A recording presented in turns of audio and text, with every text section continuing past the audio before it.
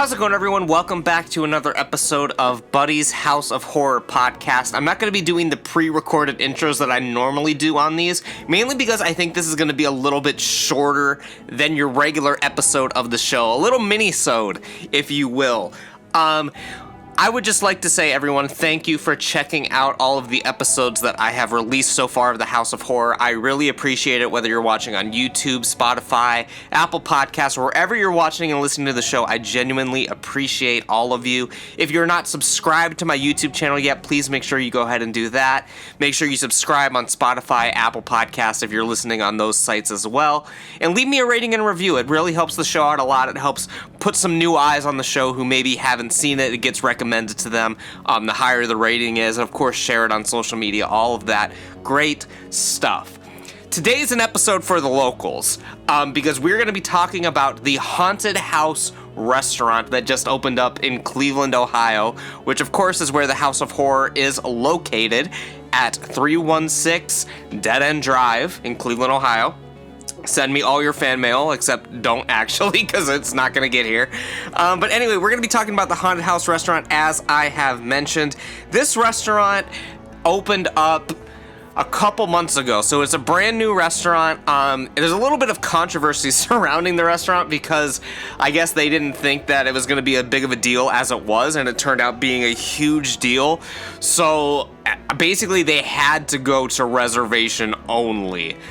Because you just couldn't get a spot at this place. No matter how hard you tried, you couldn't get a spot. I guess people would wait outside for hours and hours and get turned away. But it doesn't seem like that's the case anymore. It seems that everyone knows that it's reservation only, at least for the time being. I was fortunate enough to get 2 reservations to the Haunted House restaurant, actually. One of which has not happened yet. But one was sort of like a spur-of-the-moment thing. So I guess I'll back up a little bit today.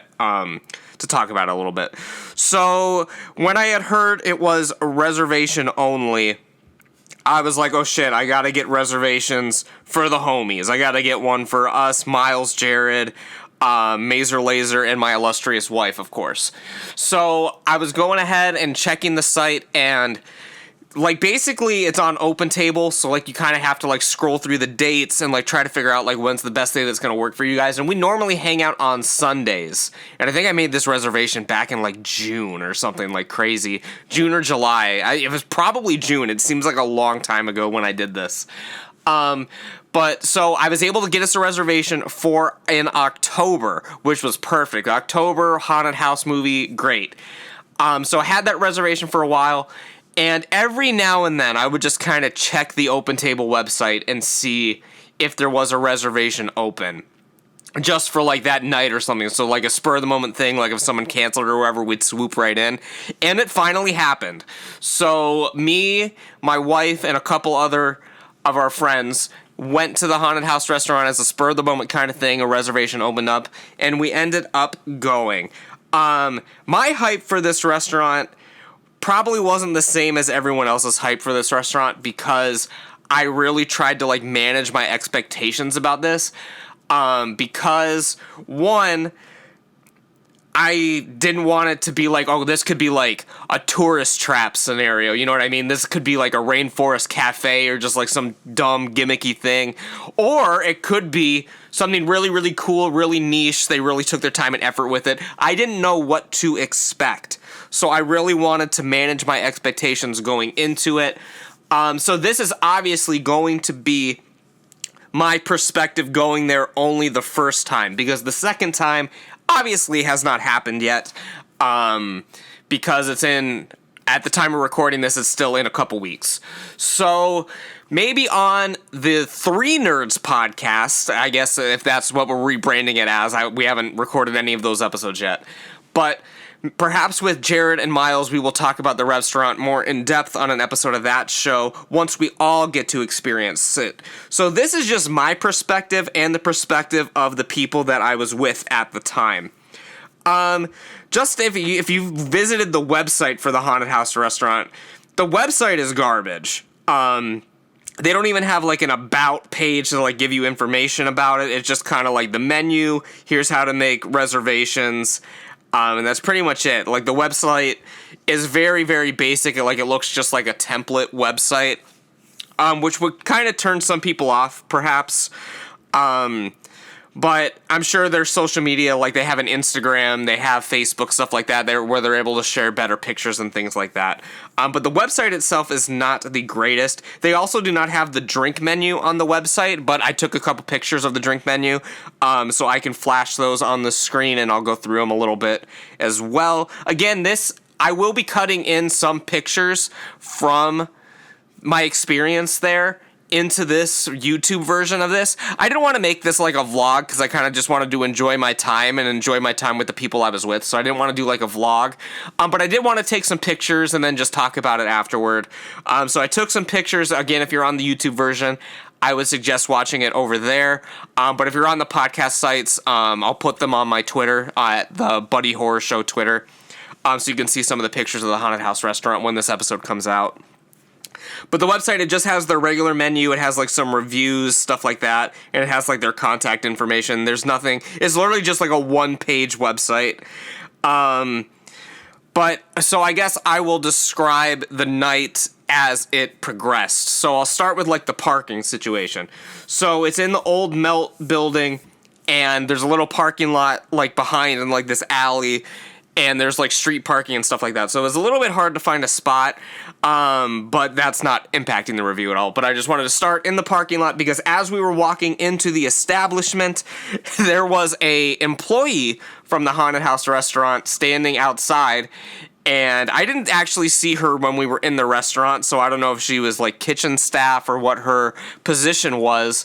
But she was like standing outside, and she was like, "You guys coming to see us?" And we were like, "Yeah." And she was like, "Yeah!" She was like really excited for us to go into the restaurant, which was great. It really like set the tone for the night. So I was like, okay, the staff is happy and excited to be here, which is awesome. I really appreciated that.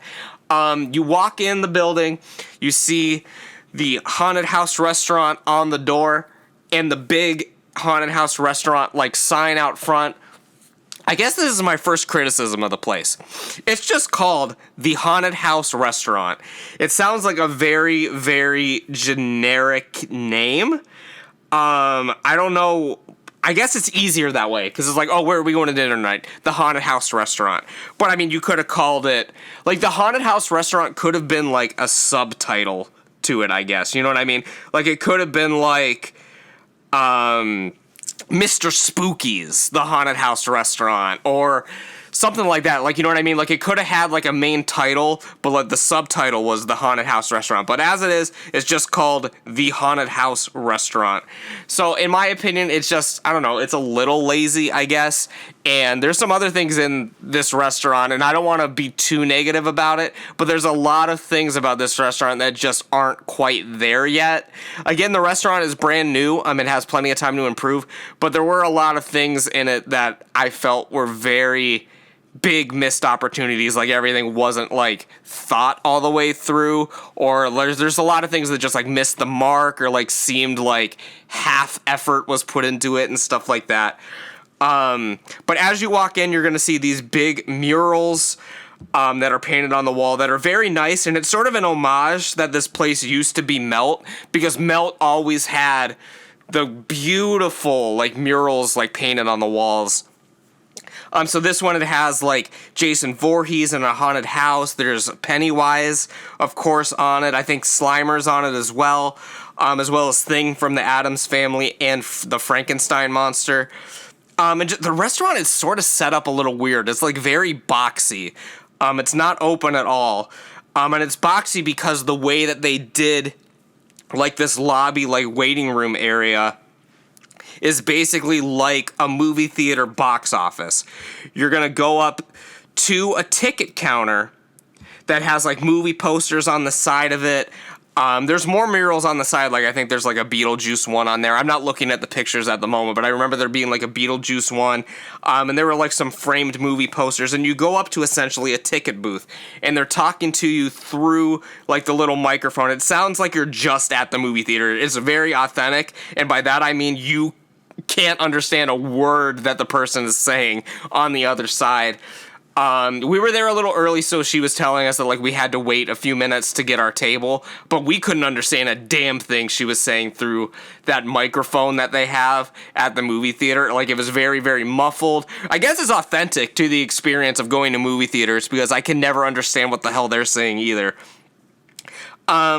But again, I mean, that is what it is. So we waited outside for a little bit until our table was called. We got a text message when it was available. So we went back in. We were seated.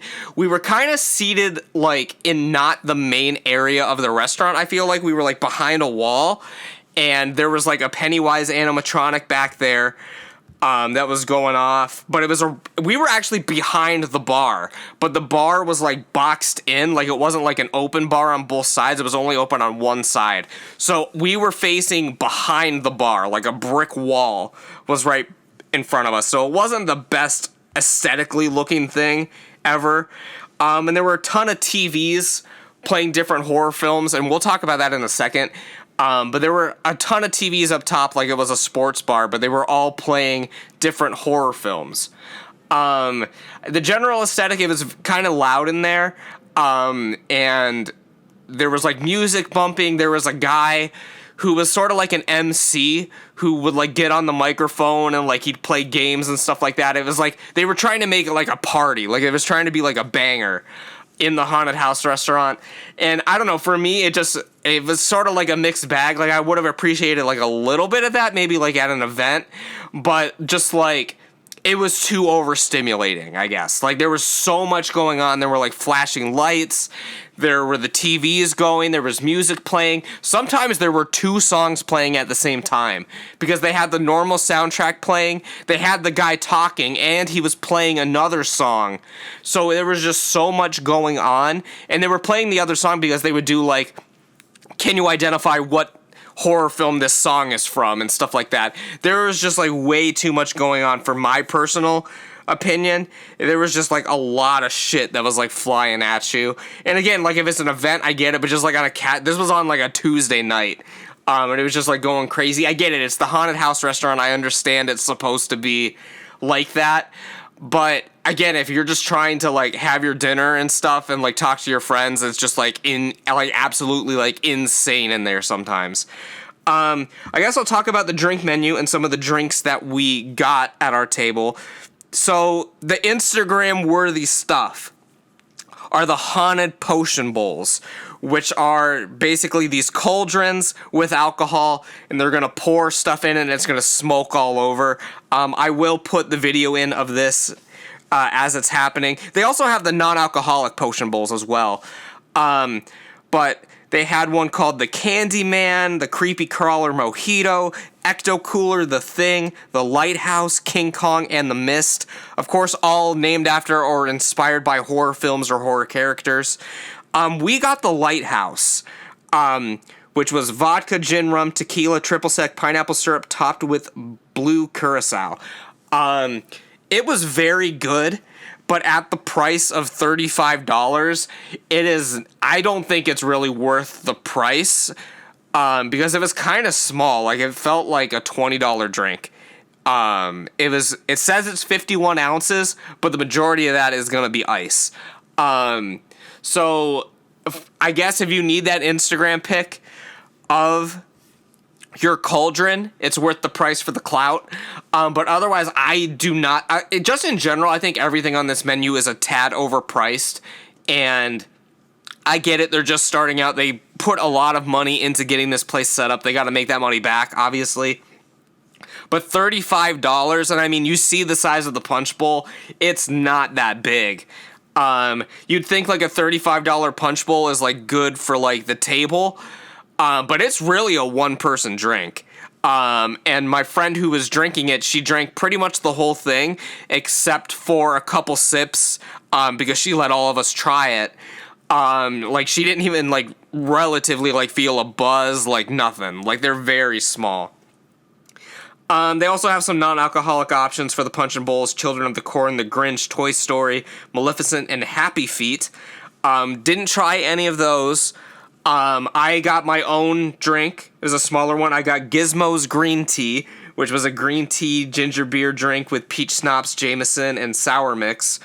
My wife, she got the one of the, I think it was the red dragonberry drop is what she got. It was Bacardi, lime juice, agave, pineapple juice, and strawberry puree. Both of our drinks were good. I thought they were good. Not something that's going to be like, oh shit, I got to get that again. But they were good. They were enjoyable for what they were.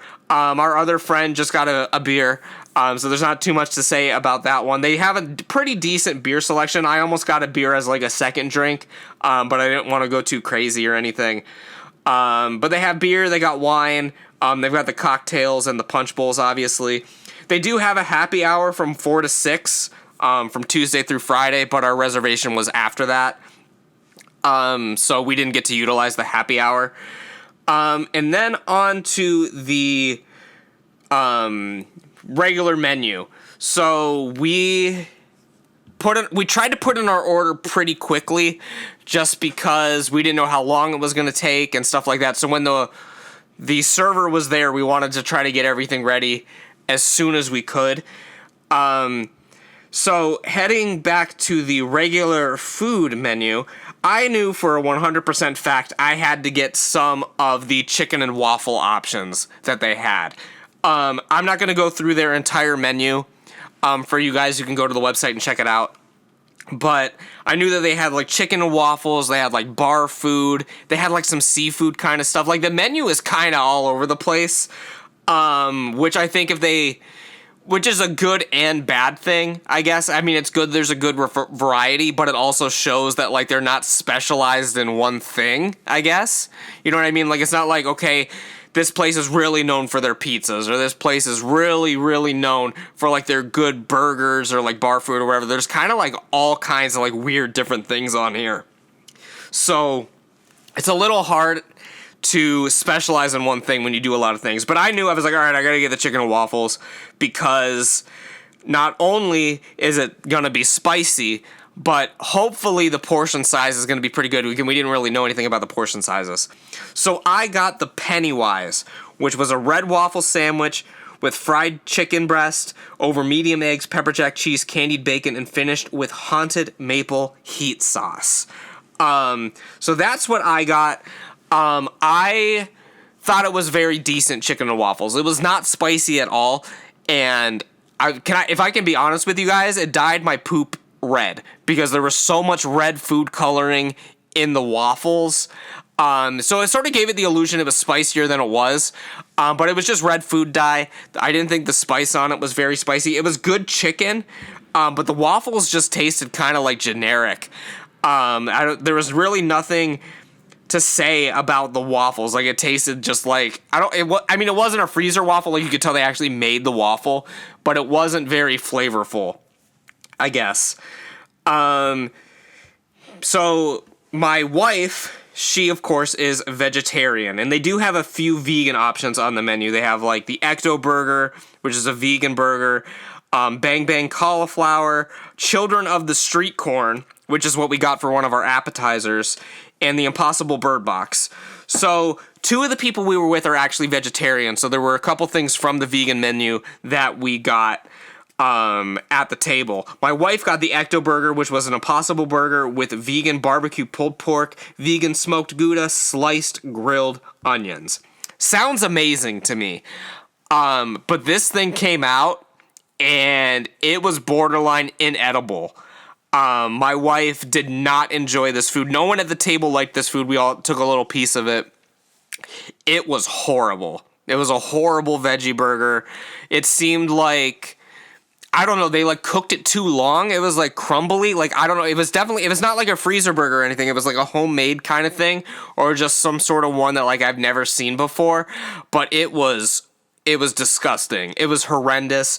The barbecue pulled pork on top of it, quote unquote, was just mushrooms with barbecue sauce on it. Like it wasn't like, I expected like a jackfruit or something like that if you're going to call it like barbecue pulled pork vegan. It was literally just like some mushrooms that they had barbecue sauce on.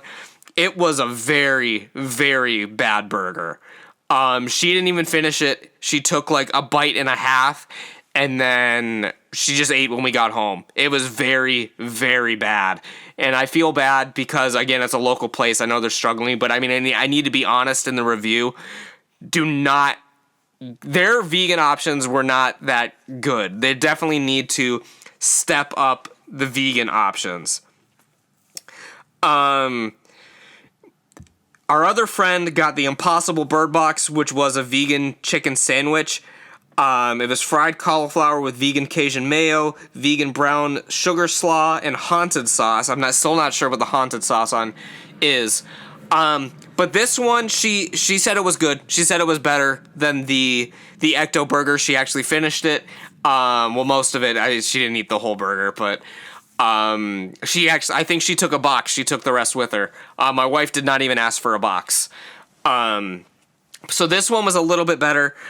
And then our other friend, who is not vegetarian, got the regular Bird Box sandwich, which is a fried chicken sandwich with Cajun mayo, brown sugar slaw, white American cheese, and haunted sauce. She said it was good. So I guess the takeaway from this is the chicken at this place is good.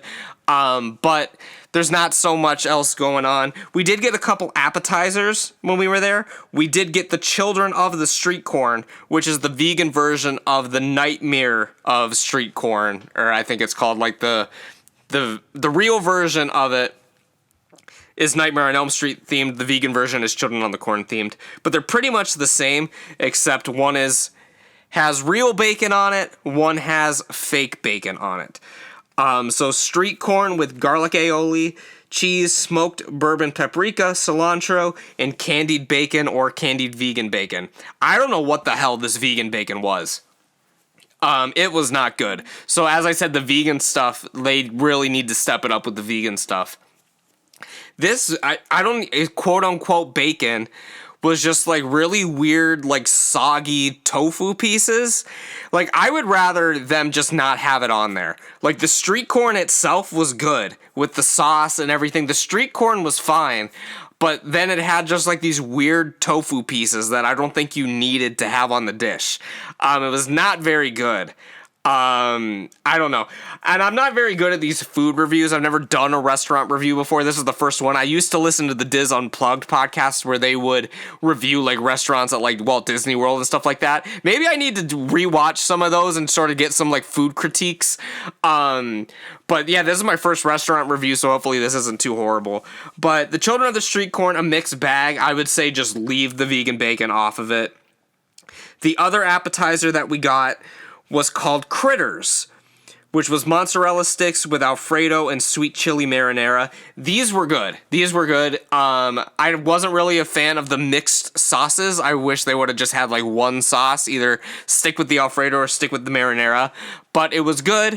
It was like on the plate, like the sauces were together, like on the plate. So it wasn't like 2 cups of sauce and you could pick each one. It was sort of just there.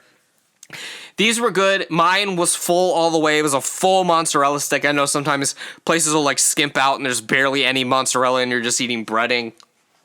But mine was a full mozzarella stick. Again, you could tell it was homemade. It wasn't like a freezer stick. So those were pretty good as well.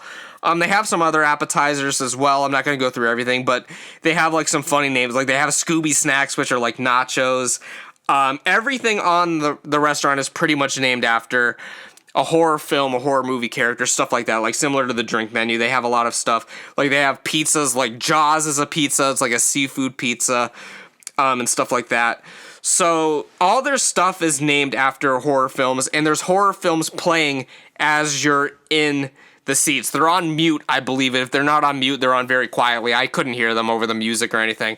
But something that's really weird about it is that the movies kept changing. Like, they didn't let a movie play out. Like, each screen had, like, a different film. But they weren't letting the movies play out. Like, they literally had, like, a guy going to the TVs every now and then and, like, changing the channel. Which was, like, very, very strange. Like, it would just be in the middle of Wes Craven's New Nightmare, and then he'd switch it to some other film. Like, it was very, very weird. And we kept playing a game, like, at our table where, like, I would try to, like, guess what horror films they were because they kept changing them so often. Like, well, what one's that? I was like, oh, they're playing The Shining over there, but they were just playing Nightmare on Elm Street a little bit ago and stuff like that. As I said, they had the little identify horror song game where people had to run up to the bar and guess the song that they were playing, which I could have done, but we were literally behind the bar, so there was literally no way for us to make it to the bar in time instead of like a normal person who was in like the main area of the restaurant. So I didn't end up playing that, but I was identifying the songs at the table. They also had a pop-up dance party, which was a remix of the Cha-Cha Slide to the Exorcist song. And of course, the guys on the microphone, like, hyping everyone up, like, trying to get people to, like, dance and stuff. And it's just, like, it's way too much. Like, they're trying to do way too many things there. I don't know. It's very, very strange. As I said, I'm just kind of going through my general notes of the night. Also, so some people were celebrating birthdays when we were there. And you know how you go to, like, a Mexican restaurant or something and, like, they do the song, or Texas Roadhouse when they'll sing to you and dance? They do a similar thing at the haunted house restaurant where it's the purge, basically, where all the people from the kitchen come out. They're wearing masks. They have sparklers in the air. Like, everything is, like, there's flames everywhere, and like they sing happy birthday to you, but they have the purge music playing at the time, like the purge alarms, and of course the guys on the microphone screaming stuff. It's just a lot. Like, if you have anxiety, I would say just don't go to this restaurant. There's a lot going on. I felt like everything was too much, yet not enough. Like, they focused so hard on, like, the weird gimmicks and getting people to party, but, like, not as much into the general decor of the restaurant. Again, I said we were sitting up against a plain brick wall, basically, with some TVs up really high. There weren't much in terms of decorations. On the other side of the bar, like, I think the bar was decorated with, like, some spider webs and stuff like that. But, like, as far as overall decor, besides the murals, there really isn't much going on. The entire place also smelled like popcorn. So that gives it another, like, movie... Like, it should have been the horror movie theater restaurant or something like that. Like, it's not really a haunted house. I don't know. It was very, very strange, very... like, they need to find what their identity is. Like, I feel like there's a very, very weird lack of identity with what they, like, want to do with it. But the place smelled like popcorn. They give you popcorn with your meal, like a little thing of popcorn.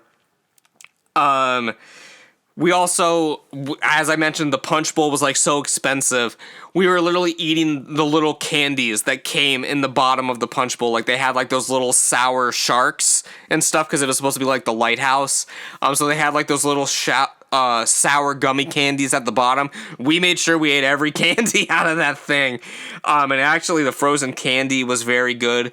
As I mentioned, they did bring popcorn over with our meal, but we noticed when we came in, they had, like, those shakers that you can get, like, of the flavored popcorns. Like, you know what I mean? Like, you see them at the grocery store, like, at a movie theater, like, those colored tubes of, like, all the different popcorn flavors. They, like... we saw them offering those to other tables. They did not offer those to us, which was a little bit of a shame. I really don't know what else to say about this restaurant. It was a very, very mixed bag. I'm hoping when we go the second time, I have a little bit better experience than I did this time. It wasn't the greatest experience, I guess. And again, I tried to manage my expectations about it because I didn't know what to expect. And it wasn't like a complete tourist trap. Like, it wasn't like the worst thing ever. Like, it wasn't like a Rainforest Cafe or just like some shitty, like, pizza joint that people think is awesome in town, but it's really just like overpriced, like, crappy pizza. It's not that. It's just it needs some work. Like, I'm going to be honest. It needs some work. I think it has a lot of potential. I think there's a lot of amazing things that they can do with this place, but again, it's just not there yet. So I'm hoping when I go again in a couple weeks with the homies, I have a better update of you guys of what's going on at the Haunted House restaurant. Maybe give it a little bit more of a positive review. Hopefully get their opinions in on it as well. But for right now, for me personally, if I didn't have this other reservation that was planned and coming up, I don't think I would be going back. At least not this year. Like, maybe, like, give it a year, see what's going on, see what they've changed. But it's not something I'm going to be returning to frequently. And it's a shame. You guys know I love horror. You know I love local businesses, new businesses, stuff like that. But, like, it's got to be good. The food's got to be good. The service has to be good. The service was decent. It has to be an inviting environment. Again, I know it's a haunted house restaurant. I understand it's supposed to be insane. But it wasn't the environment was very misguided and weird. Like, it didn't know what it wanted to be. It's either go all out or have the horror aesthetic, but just sort of be like chill. Like, I wish it was more like Funhouse, the bar in Cleveland, where it's a horror aesthetic, but it's chill. Like, there's not like insane shit going on. Like, I wish it was more a place where you could vibe.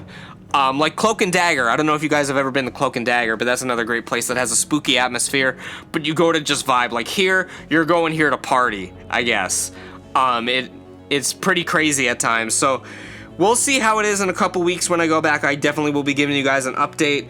But that is about it for this time for the House of Horror, you guys. Again, if you want to see the pictures and you're not on the YouTube version, I will direct you over to my Twitter account, which you can find down in the description below, along with my voicemail number. If you guys have been to the haunted house restaurant and you had a positive experience there, leave me a voicemail. I'd love to hear your stories. I'd love to hear what you guys want to hear me talk about on the House of Horror in the future. And yeah, tweet to me. Subscribe over on YouTube, do all of that amazing things. I hope you guys have been enjoying the House of Horror so far. And that's going to wrap it up for this episode, you guys. I don't know how long this has been going. Again, this is a little mini-sode. And I will catch you guys back here again for another episode of the House of Horror coming very, very soon. And with that, you guys, take care and stay spooky.